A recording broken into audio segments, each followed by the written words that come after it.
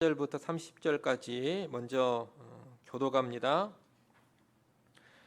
예수께서 그들 앞에 또 비유를 들어 이르시되 천국은 좋은 씨를 제 밭에 뿌린 사람과 같으니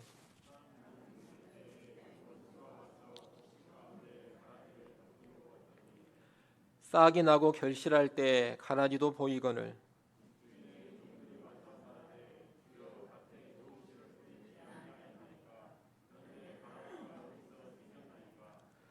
주인이 이르되 원수가 이렇게 하였구나. 종들이 말하되 그러면 우리가 가서 이것을 뽑기를 원하시나이까.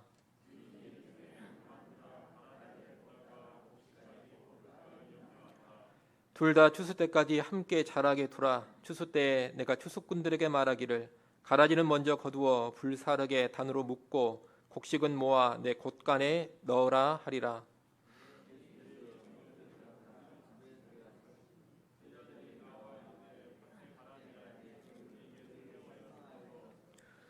대답하여 이르시되 좋은 씨를 뿌리는 이는 인자요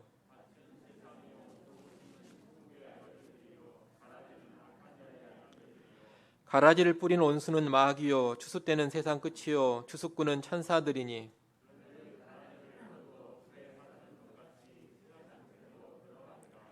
인자가 그 천사들을 보내리니 그들이 그 나라에서 모든 넘어지게 하는 것과 또 불법을 행하는 자들을 거두어내어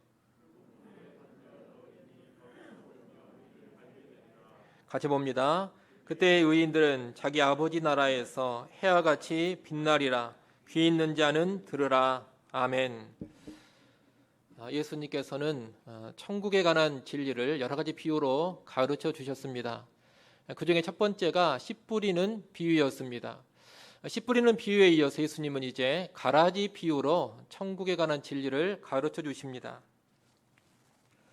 이 가라지 비유의 내용은 이렇습니다. 밭을 가지고 있는 주인이 곡식 씨를 뿌렸습니다. 그런데 밤에 원수가 몰래 와서 가라지를 덧뿌리고 갔습니다. 이 가라지는 잡초의 일종인데 곡식과 아주 유사해서 쉽게 분간이 되지 않습니다. 그래서 시간이 좀 지나서 이게 분간이 됐는데 이 주인의 종들이 그것을 발견합니다. 종들이 밭에 가라지가 함께 자라고 있는 것을 보고서 주인에게 와서 보고합니다. 주인님, 밭에 곡식을 심었는데 곡식과 함께 가라지가 자라고 있습니다. 이렇게 보고를 하니까 주인이 뭐라고 말하느냐? 원수가 와서 이렇게 했다. 다 알고 있다는 듯이 답합니다. 이에 주인의 종들이 또 말합니다. 주인님, 그러면 우리가 이 가라지를 다 뽑아버릴까요? 이렇게 말하자 주인은 또 뭐라고 답을 하느냐? 가만 두라고 합니다. 추수 때까지 가라지와 곡식이 함께 자라게 내버려 두라는 겁니다. 그리고 이제 추수 때가 되면 추수꾼들을 보내서 가라지는 다 따로 묶어서 불에 던져버리고 곡식은 모아서 곡간에 드리겠다. 그렇게 말합니다. 이것이 가라지 비유인데 이 가라지 비유에 대한 설명이 오늘 보면 36절부터 43절에 나옵니다. 그 설명에 따르면 씨를 뿌리는 사람은 인자 곧 예수님이십니다. 그리고 이 곡식 씨는 천국의 아들들 곧 하나님 나라의 백성들입니다.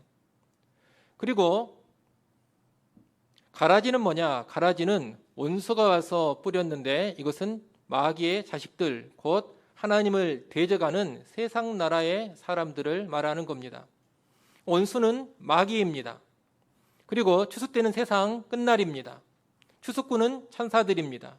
예수님은 세상 끝날이 오기 전까지 의인들과 악인들, 하나님 나라 백성들과 마귀의 자식들을 함께 공존케 하시다가 이제 마지막 때가 되면 천사들을 보내셔서 악인들은 다 지옥불에 던져버리시고 의인들은 해와 같이 영원토록 빛나게 하신다는 겁니다.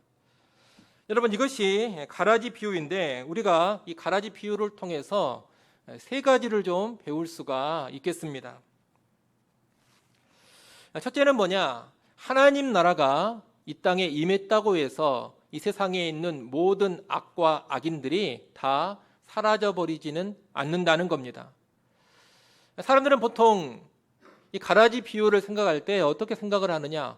교회 안의 이야기로 많이 생각을 합니다. 다시 말하면 교회 안에 알곡과 가라지가 있다, 이렇게 생각을 한다는 겁니다. 여러분도 그런 이야기를 많이 들어보셨을 겁니다. 교회 안에 알곡이 있고 가라지가 있다. 이 가라지 비유를 가지고서 하는 이야기입니다. 하지만 이 가라지 비유는 교회 안 이야기에 핵심이 있지 않습니다. 오늘 본문 38절을 한번 보십시오. 38절에 보면 맨 앞에 어떻게 되어 있습니까? 밭은 세상이요, 이렇게 되어 있습니다. 밭을 가리켜 뭐라고 합니까? 세상이라고 합니다. 밭이 교회가 아닙니다. 이 밭에 지금 뭐가 자라고 있는 겁니까? 곡식과 가라지가 함께 자라고 있는 겁니다. 다시 말하면 이 가라지 비유는 교회 안에 알곡이 있고 가라지가 있다, 교회 안에 참된 신자가 있고 가짜 신자가 있다, 이것을 알려주는 데 핵심이 있지 않습니다. 이 가라지 비유의 핵심은 세상 가운데 하나님 나라의 백성들, 의인들이 있고 그리고 악인들, 마귀의 자식들이 있다는 겁니다. 다시 말하면 하나님의 나라가 이 땅에 임했다 하더라도 이 땅에는 여전히 악인들이 의인과 더불어 존재하고 있다는 겁니다. 이 당시 유대인들은 어떤 생각을 했느냐? 하나님 나라가 임하면, 메시아가 와서 하나님 나라를 시작하면 모든 악인들은 다 심판을 받고 이 세상에 존재하는 악이 다 소멸되리라, 그렇게 생각을 했습니다. 하나님 나라가 오면 악인들은 다 제거되어 버리고 완전히 정의로운 사회, 이상적인 사회가 구현된다, 그렇게 생각을 한 겁니다. 하지만 예수님은 그런 것이 아니다라고 이 가라지 비유를 통해서 알려주시는 겁니다. 우리가 하나님 나라 연관해서 이미 배웠습니다. 이 하나님 나라는 언제 시작이 됩니까? 예수님의 초림으로 이 땅에 임하면서 시작이 됩니다. 초림 때 하나님 나라가 임했습니다. 시작이 됐습니다. 언제 완성이 됩니까? 하나님 나라는 재림 때 완성이 됩니다. 그러면 이 초림과 재림 사이는, 이 사이는 어떤 기간입니까? 하나님 나라가 확장되어가는 기간입니다.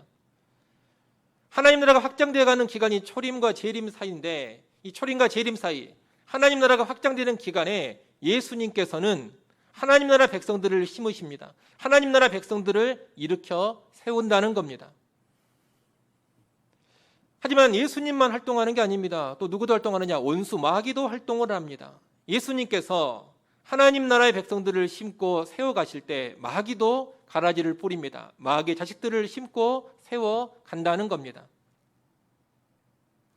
그렇기 때문에 이 마귀의 활동이 있어가지고 하나님 나라가 임하였고 확장되어 가고는 있지만 여전히 이 땅에는 뭐가 존재하고 있느냐? 악이 존재하는 것이고 악인들이 활동하고 있는 겁니다. 따라서 우리는 이 세상에는 재림이 오기 전까지는 악인과 의인이 늘 함께 있다, 선과 악이 언제나 공존하고 있다, 이 사실을 분명히 알아야 됩니다. 이것이 세상을 바라보는 성경적인 관점입니다. 여러분, 하나님 나라가 임하고 확장되면 모든 악은 다 소멸되어 버리고 완전히 이상적인 사회가 이루어질 것이다, 이렇게 생각하시면 안 됩니다. 우리나라 대한민국에 복음이 강력하게 확장되어서 대한민국이 완전히 복음화가 되면 이제 이 대한민국 땅은 이상적인 나라가 될 것이다, 아주 거룩한 나라가 될 것이고 악이 다 소멸되는 그런 나라가 될 것이다, 이렇게 생각을 하셔도 안 됩니다. 우리 광주 땅이 복음화되면 광주는 완전히 정의로운 도시, 거룩한 도시가 될 것이다, 이렇게 생각해도 안 됩니다. 그것은 착각입니다. 절대로 그렇게 되지 않는다는 겁니다. 여러분, 아무리 복음이 힘있게 선포되어서 하나님의 백성들이 수없이 늘어나고 주의 백성이 타락의 삶을 사는 것도 아니고 모든 주의 백성이 온전히 말씀에 순종하는 삶을 잘 살고 있더라도 이 땅의 악 자체가 소멸되지 않습니다. 악인들이 다 사라지지도 않습니다. 우리나라 대한민국에 이 기독교가 국교가 돼가지고 모든 대한민국 국민이 다 주일에 예배를 드리고 모든 대한민국 국민이 다 세례를 받고 성찬을 행하고 말씀을 묵상하고 열심히 순종하는 삶을 살아가는 모습을 보인다 하더라도, 그렇다 하더라도 대한민국 안에는 반드시 악이 있게 되고 반드시 악인들이 있게 된다는 겁니다. 왜 그렇습니까? 재림이 있기 전까지는 마귀가 계속해서 활동하기 때문입니다. 겉으로는 국교가 되고 겉으로는 모든 사람이 기독교인인 것처럼 움직이고 있어도 그 안에 반드시 악이 있습니다. 악인들이 활동합니다. 마귀가 역사하고 있기 때문입니다. 그리고 하나님께서 마지막 때까지 그 마귀의 활동을 허락하시기 때문입니다. 따라서 우리는 분명히 뭘 알아야 되느냐? 이 세상은 언제나 선과 악이 공존한다. 의인과 악인, 하나님의 백성과 마귀의 자식들은 언제나 함께 있게 된다. 이것을 분명히 알아야 할 것입니다. 둘째로 이 가라지 비유를 통해 배울 수 있는 것은 하나님 나라를 이룬다면서 악을 인위적으로 다 제거해 버리려고 해서는 안 된다는 겁니다. 하나님 나라를 이루려고 악을 인위적으로 다 제거해 버리려고 해서는 안 된다. 여러분, 이것이 가라지 비유가 가르쳐주는 핵심적인 교훈입니다.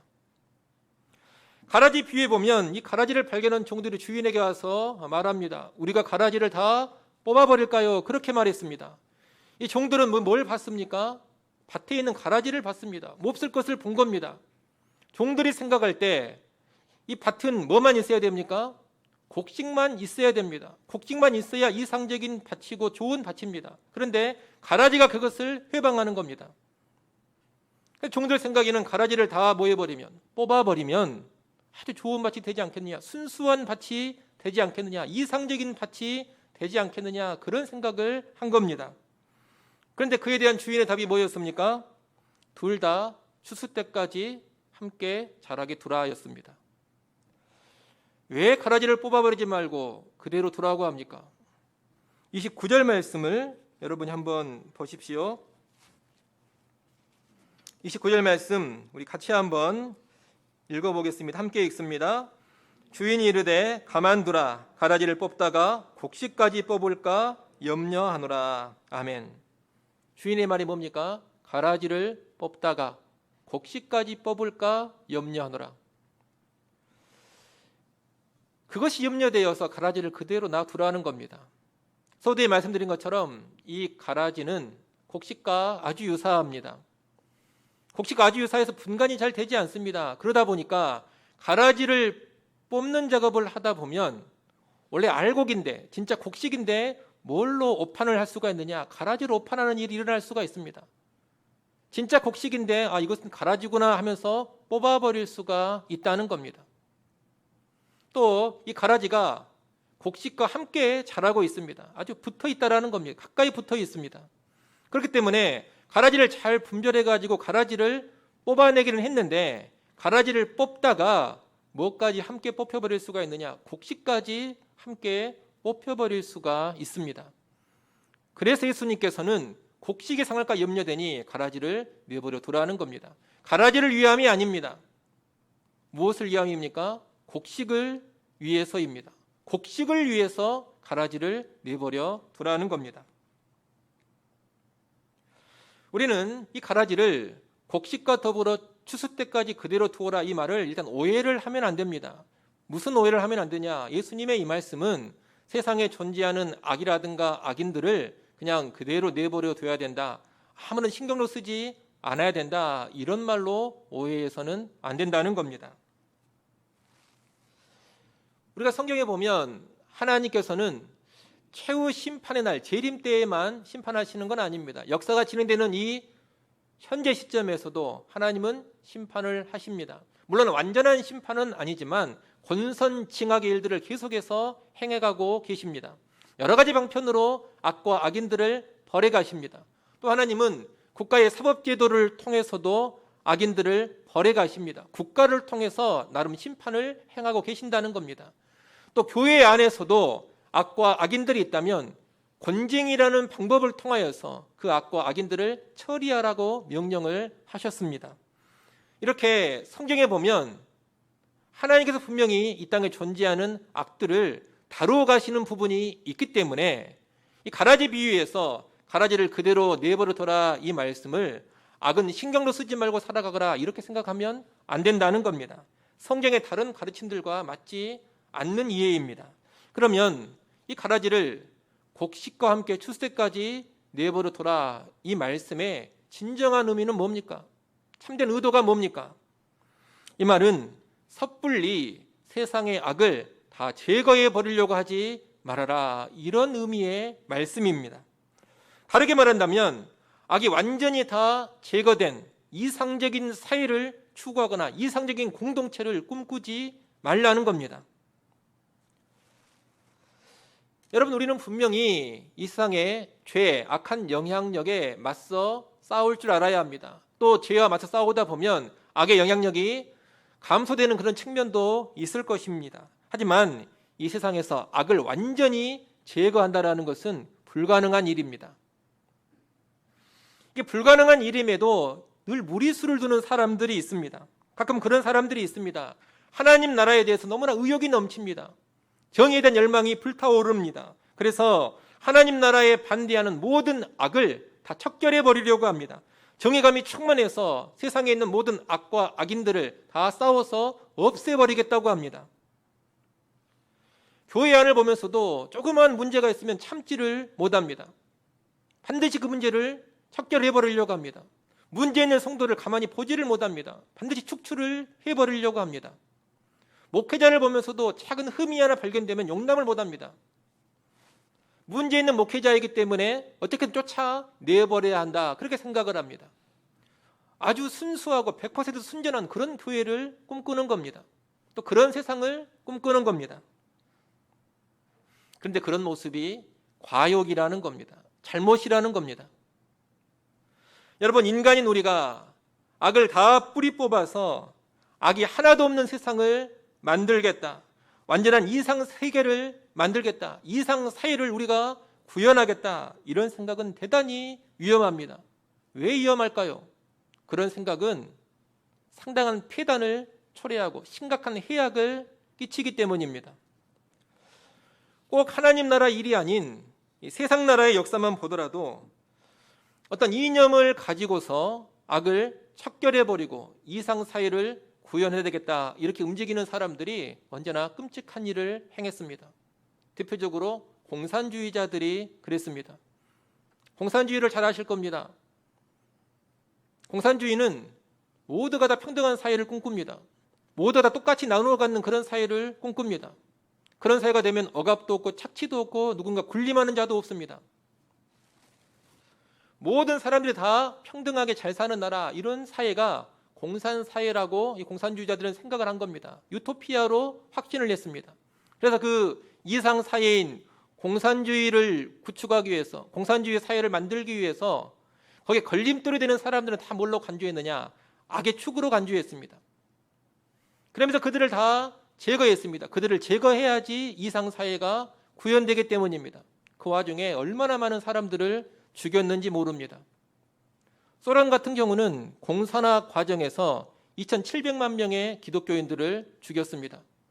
그리고 4,000에서 4,500만 명 정도 되는 사람들을 반동분자로 몰아서 학살을 했습니다. 공산화 과정에서 대략 7천만 명 정도 되는 사람들이 학살을 당했다는 겁니다. 여러분, 7천만 명이면 우리나라 전체 국민 숫자보다 많은 숫자입니다. 그 많은 수의 사람을 이상사회를 구현하겠다고 악으로 간주하고 없애버린 겁니다. 중국도 그랬습니다. 중국은 공산화 과정이었던 모태통 통치 시기에 5,200만 명의 사람들을 학살했습니다. 엄청난 숫자입니다. 킬링필드로 유명한 캄보디아는 단 몇 년간의 공산 반군이 통치하고 있을 때 공산사회를 구축하는데 지주들이 문제가 되고 지식인들이 걸림돌이 된다 해가지고 그들을 악으로 규정하고 다 학살했습니다. 몇 년의 기간 동안 200만 명의 지주, 지식인들이 다 죽어나갔습니다. 안경만 써서 다 받아가 죽여버렸습니다. 안경 썼으니까 지식인이다. 제가 예전에 캄보디아 선교를 가서 이야기를 들었는데 지금은 모르겠습니다만 오래전 이야기니까 캄보디아의 국어사전을 제대로 못 만든다 그랬습니다. 왜 국어사전을 제대로 못 만드느냐? 국어를 아는 학자들 다 죽여버려가지고 이제 공산 정권이 없어지고 사회가 바뀌었는데도 국어 사전을 그 나라가 못 만드는 겁니다. 지식인들이 하나도 없어서 그러는 겁니다. 나라가 회복되는데 상당히 오랜 시간이 걸립니다. 여러분, 이 공산주의자들은 이상사회를 꿈꿨습니다. 유토피아를 꿈꿨습니다. 좋은 세상 만들겠다고 움직인 겁니다. 그러면서 걸림돌이 되고 문제가 되는 악을 다 제거하겠다고 열정적으로 움직였습니다. 하지만 그 과정에서 얼마나 많은 사람들이 억울하게 죽임을 당했습니까? 사실 그들이 더 큰 악이었습니다. 1789년에 일어났던 프랑스 혁명도 대단히 유사합니다. 여러분은 프랑스 혁명을 많이 들어보셨을 겁니다. 좋은 혁명으로 생각할지도 모르겠습니다만 사실 꼭 그렇게 좋은 것만은 아닙니다. 이 프랑스 혁명의 정신이 자유, 평등, 동지애입니다.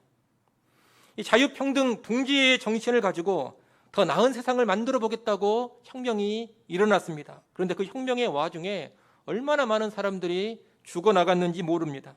혁명 정신에 위배된다, 저 사람에게 좀 문제가 있다 그러면 바로 잡아다가 단두대로 끌고 가버렸습니다.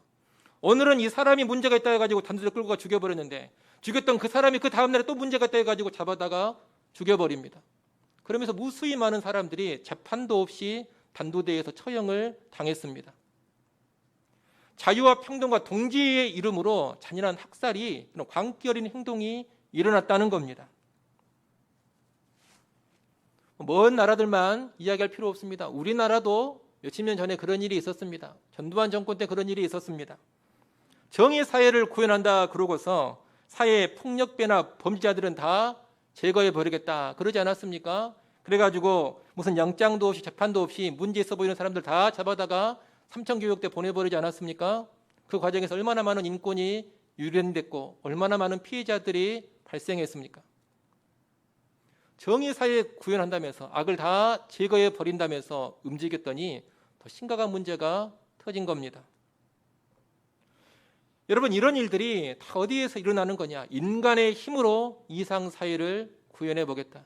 인간의 힘으로 모든 불순물, 모든 악을 다 없애버리겠다. 이렇게 움직일 때 나오는 모습들입니다. 그런 모습으로 나갈 때 반드시 폐단이 벌어지게 된다는 겁니다. 이런 일이 세상 역사에서만 벌어지는 게 아닙니다. 그리스도인들 사이에서도, 교회에서도 얼마든지 벌어질 수가 있습니다. 그리스도인들이 하나님 나라 운동을 한다면서 어떤 악의 세력을 규정하고 그 악의 세력을 전적으로 타도해야 될 대상을 여기고 움직인다면 똑같은 오류에 빠지는 겁니다. 저 집단은 가라지다, 저 사람은 가라지다 이렇게 규정을 하고 뽑아버리려고 합니다. 없애버리려고 합니다. 진멸을 해버리려고 합니다. 저 사람들이 없어져야지, 저 집단이 없어져야지 하나님 나라가 구현된다 이렇게 확신을 하는 겁니다. 근데 이런 생각이 얼마나 위험한 생각인지를 알아야 한다는 겁니다. 그렇게 되면 많은 문제가 벌어집니다.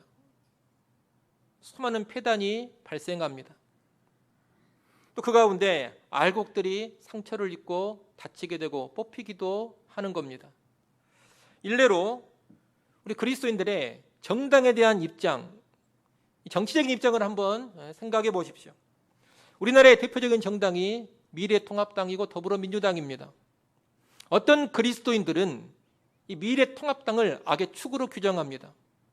그래서 미래통합당에 소속됐다든가 미래통합당을 지지하면 다 악한 자들로 간주를 해버립니다.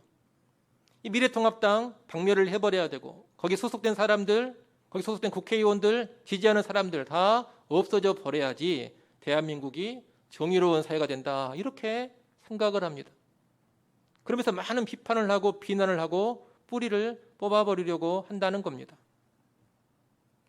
하지만 이것은 얼마나 성급하고 교만한 생각인지 모릅니다. 여러분, 미래통합당 소속돼 있다고, 미래통합당 지지한다고 다 악인들이겠습니까? 그 안에 의인들은 하나도 없습니까? 알곡은 하나도 없습니까? 신실한 그리스도인들은 미래통합당 안에 절대 안 들어갑니까? 여러분, 그러지 않습니다. 반대도 있습니다. 이 역으로 어떤 그리스도인들은 더불어민주당을 아주 싫어합니다. 이 문재인 정부와 더불어민주당을 이제 악의 축으로, 마귀의 자식들로 규정을 합니다. 그래서 척결을 하려고 합니다. 더불어민주당이나 그 당과 연관된 사람들은 다 마귀의 자식들이어가지고 교회를 무너뜨리는 자들이요, 나라를 망하게 하는 자들이라고 단정을 짓습니다. 그래서 교회를 살리고 나라를 살리기 위해서 치열하게 데모를 하고 기도회도 하고 그들을 다 뿌리 뽑아 버리려고 합니다. 이 또한 대단히 성급하고 교만한 모습입니다. 여러분, 문재인 정부에 소속되어 있다 해가지고 더불어민주당에 들어가 있고 지지한다 해가지고 다 마귀의 세력이겠습니까? 다 마귀의 자식들이겠습니까? 그 안에 알곡이 하나도 없습니까? 신실한 그리스도인들이 하나도 없겠습니까? 하나님의 사람이 없겠습니까? 그런데도 다 가라지로 보고 다 뽑아버리려고 하면 얼마나 많은 문제가 발생하겠습니까? 여러분, 우리는 어떤 집단이나 어떤 사람을 바라볼 때 절대로 쉽게 단정짓고 판단하려고 해서는 안 됩니다. 싸잡아서 뿌리를 뽑아버리려고 해서도 안 됩니다. 심지어 이단을 바라볼 때도 마찬가지입니다. 이단에 적절하게 대처는 해야 할 것입니다. 하지만 이단의 세력을 완전히 말살을 시켜버려야 되겠다, 우리나라에서 다 죽여버려야 되겠다, 절대 이런 생각으로 나가면 안 되는 겁니다. 그들의 존재를 인정하고 대응을 해나가야 하는 겁니다. 어떤 한 사람을 판단하고 정죄하려고 할 때 여러분 또 정말 조심하셔야 됩니다. 한 사람이 그렇게 쉽게 판단받을 존재가 아닙니다. 천하보다 귀한 한 사람이 그렇게 쉽게 단정 지어질 그런 존재가 아니라는 겁니다. 하나님 앞에서 한 사람은 자신의 전 생애를 가지고서 심판을 받게 됩니다. 어떤 특정한 행동 하나라든가 특정 시기 모습을 가지고 그 사람이 심판받는 게 아닙니다. 그의 인생의 전체를 놓고서 심판을 받게 됩니다. 또 겉모습만 가지고 심판받는 게 아닙니다. 그 속까지 다 감안해서 하나님은 심판을 하십니다. 그런데 그 어떤 사람도, 그 누구도 한 사람의 전체적인 인생을 알지를 못합니다. 그 사람의 겉과 속을 속속들이 다 파악하지 못합니다. 인간이 알 수 있는 것은 지극히 작은 한 사람의 일부분일 뿐입니다. 너무 작은 파편만 알고 있을 뿐입니다. 근데 어떻게 그렇게 한 인간을 너무 쉽게 단정짓고 이런 사람이라고 결론 내버릴 수가 있겠습니까? 또 어떤 사람이 죄를 지었다면 그 죄를 짓게 된 여러 가지 정황이 반드시 있기 마련입니다. 그 죄를 짓게 된 과거의 상황이 있고 현재 어떤 상황이 있을 겁니다. 죄와 연관된 내적, 외적 어떤 압박과 어려움이 있었을 수도 있습니다. 그의 힘으로 어떻게 할 수 없는 어떤 복잡한 관계가 개입되어 있을 수도 있습니다. 한 사람의 범죄에도 이 모든 것들이 복잡하게 얽히고 설켜 있다는 겁니다. 그런데 인간이 그것을 다 파악하지를 못합니다. 그럼에도 불구하고 한 인간을 단정짓고 쉽게 판단해버리는 것이 여러분 가한 일이겠습니까? 그건 대단히 교만한 일이고 성급한 일이 될 수 있는 겁니다. 더욱이 이 한 사람은 언제나 놀라운 변화의 가능성이 있습니다. 지금 심각한 실수를 하고 끔찍한 죄를 저지른다 하더라도 후에 하나님은 놀라운 은혜를 베푸셔서 하나님께로 돌아오고 정말 하나님 앞에 아름다운 삶을 살 수도 있는 겁니다.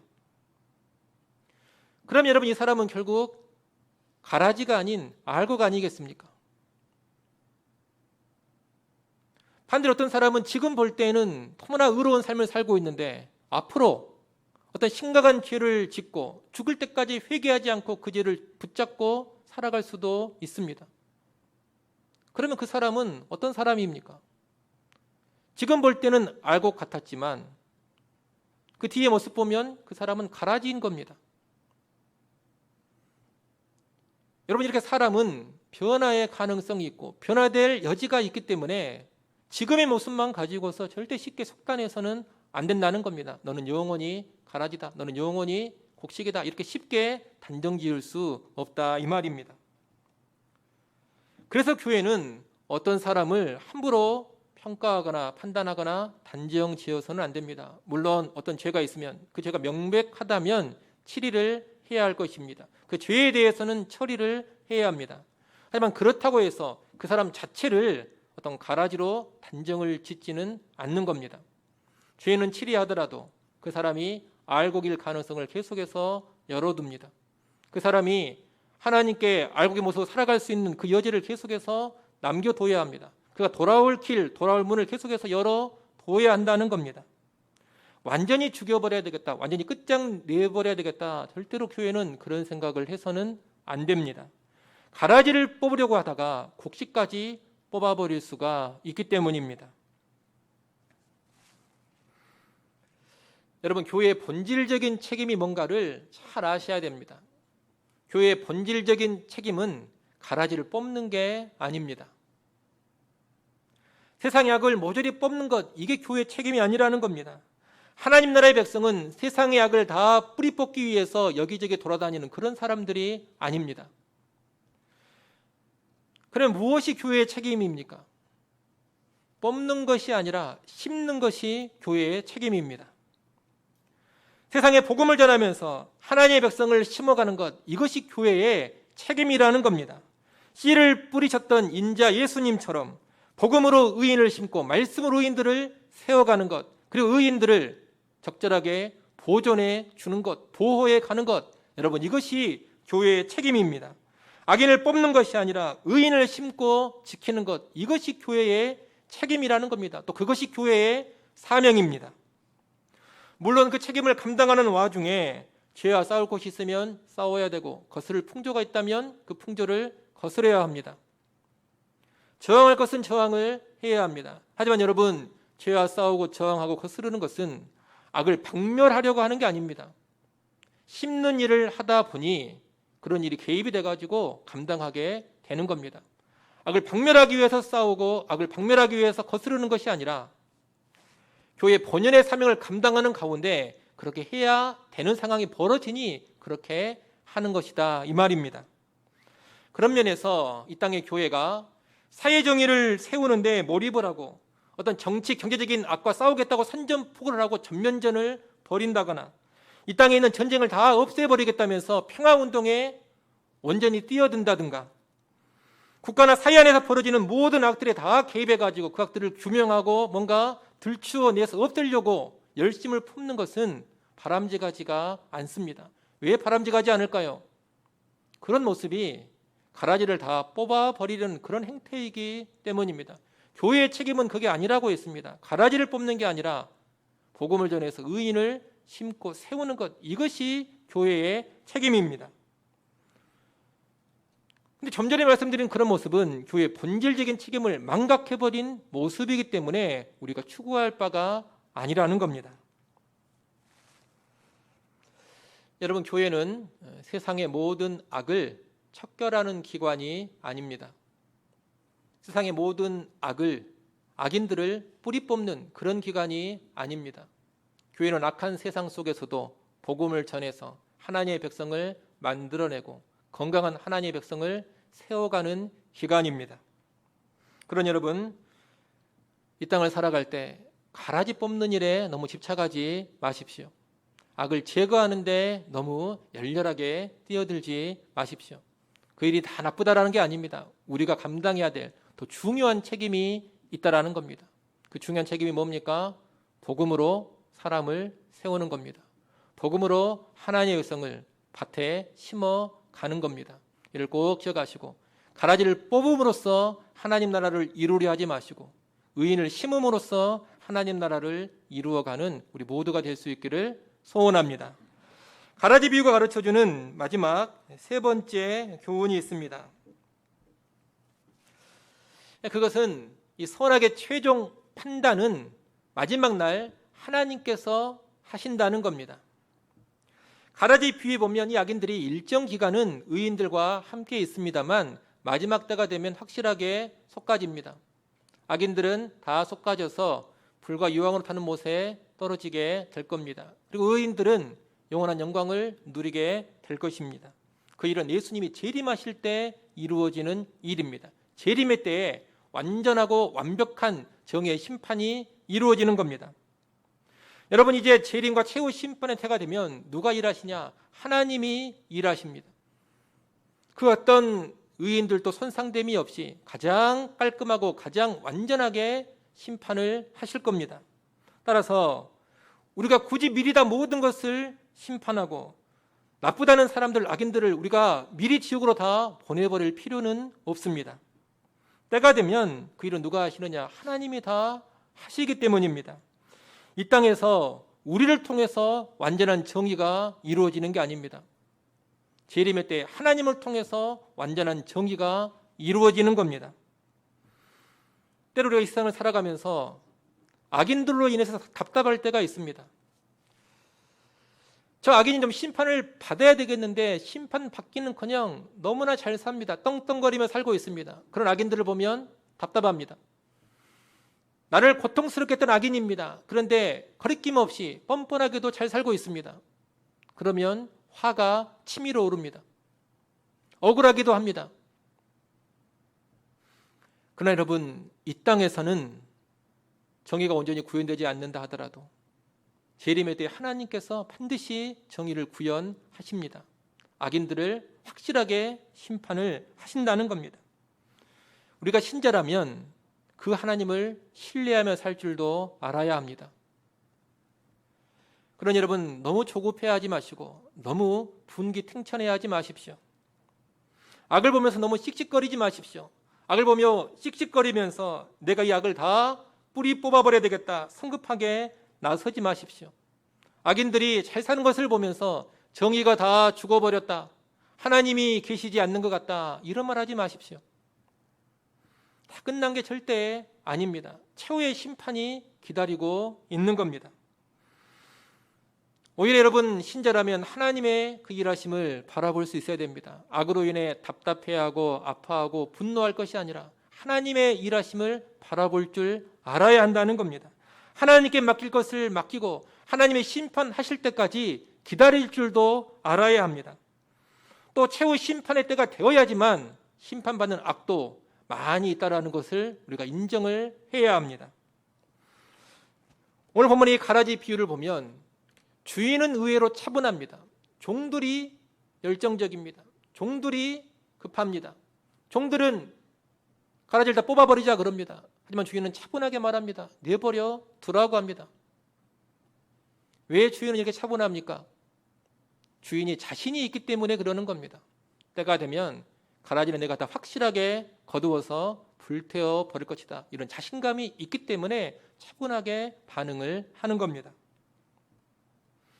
그러니 오늘 우리도 악과 악인들 앞에서 좀 차분할 수 있기를 바랍니다. 참을 줄도 알고 기다릴 줄도 아시기를 바랍니다. 특별히 하나님 나라의 정의를 위해 열심히 뛰겠다는 사람들, 무슨 사회정의, 사회개혁, 교회 개혁을 외치면서 움직이는 사람들, 그들은 특별히 더 조심을 해야 할 것입니다. 섣불리 덤벼들다가 내가 더 큰 악을 행할 수가 있습니다. 섣불리 정의를 구현하고 섣불리 교회를 개혁하려다가 수많은 알곡들을 뽑아버릴 수가 있고 상처를 줄 수가 있습니다. 아까 싸운다면서 내가 더 큰 악이 될 수 있고, 아까 싸우는 과정에 내가 악마가 될 수도 있는 겁니다. 그렇기 때문에 우리는 하나님께 맡겨야 할 때에는 맡길 줄도 알아야 하는 겁니다.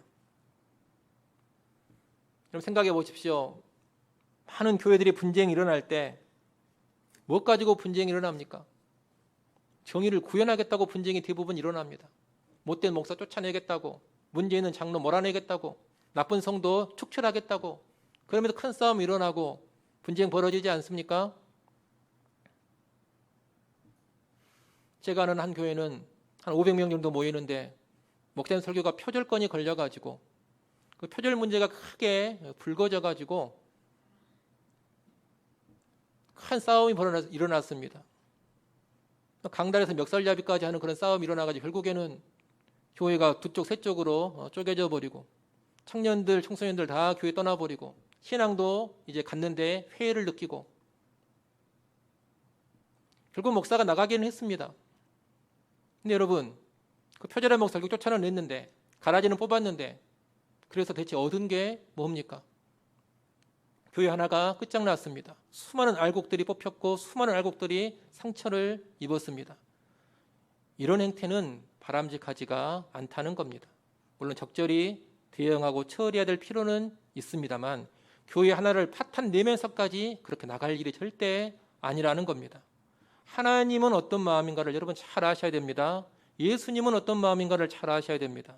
하나님과 예수님 마음은 어떤 마음이냐? 주인의 마음입니다. 오늘 보면 가라지 비유에서 주인이 뭐라고 했습니까? 곡식이 상할까 염려된다. 이 주인의 마음은 가라지 10개가 그대로 있다 하더라도 곡식 하나 상하지 않는 게 훨씬 더 귀하다 이겁니다. 가라지 100개가 그대로 있어도 곡식 하나 잘 보존되면 그것으로 족하다 이겁니다. 근데 우리는 그러지를 못합니다.